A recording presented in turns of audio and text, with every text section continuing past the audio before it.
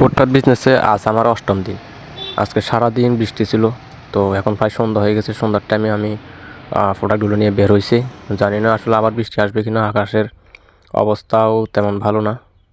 চারিদিকে আসলে শুধু মেঘ আর মেঘ আর কি, সবগুলো বৃষ্টির মেঘ। তো বৃষ্টি হওয়ার আশঙ্কা আছে, তাও বের হয়ে গেছি কারণ অনেকক্ষণ বসেছিলাম রাস্তাঘাট, দেখেন অবস্থা। তো বিকাল পর্যন্ত বৃষ্টি ছিল, এখন প্রায় সন্ধ্যার কাছাকাছি। এটা আমি বের হয়েছি, জানি না কী আছে কপালে, দেখা যাক। তো বের হয়ে গেছি, আকাশের অবস্থা ভালো না খুব একটা, দেখা যাক কী হয়। তো আসলে অনেকগুলো চ্যালেঞ্জিং মুখে পড়তে হয় অনেক সময়। বৃষ্টি এগুলো তো আমাদের নিয়ন্ত্রণে থাকে না।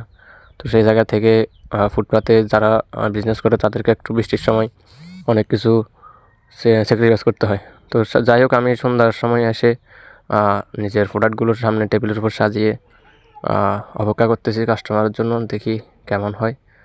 তো মোটামুটি ধৈর্য থাকতে হবে। আর সন্ধ্যা প্রায় 7টা, 7:30 বেজে গেছে, এখন পর্যন্ত একটা সেলও করতে পারিনি, দাঁড়িয়ে আছি, দেখা যাক কী হয়। তো আসলে হতাশ হওয়া যাবে না, অবশ্যই নিজেকে ধৈর্য থাকতে হবে আর লেগে থাকতে হবে। একদিন মিস করা মানে অনেক কিছু মিস করা। তো সেই জায়গা থেকে আমি মিস করতে চাইনি। তো সেই জন্য আকাশের অবস্থা খারাপ দেখেও বের হয়ে গেছি, বাকিটা উপরওয়ালা দেখবেন আর কি।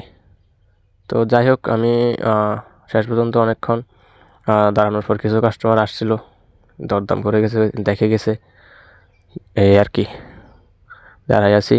আসলে এরকমই হয়, একদিন হবে একদিন হবে না, একদিন ভালো হবে আবার একদিন খারাপ হবে। তো আমি শেষ পর্যন্ত 8 পিস, আজকে 8 পিস বিক্রি করছি, 780 টাকা সেল হয়েছে আজকে টোটাল। তো যাই হোক, যা হয়েছে আমি এতটুকু আশা করি নাই, মোটামুটি ভালোই হয়েছে।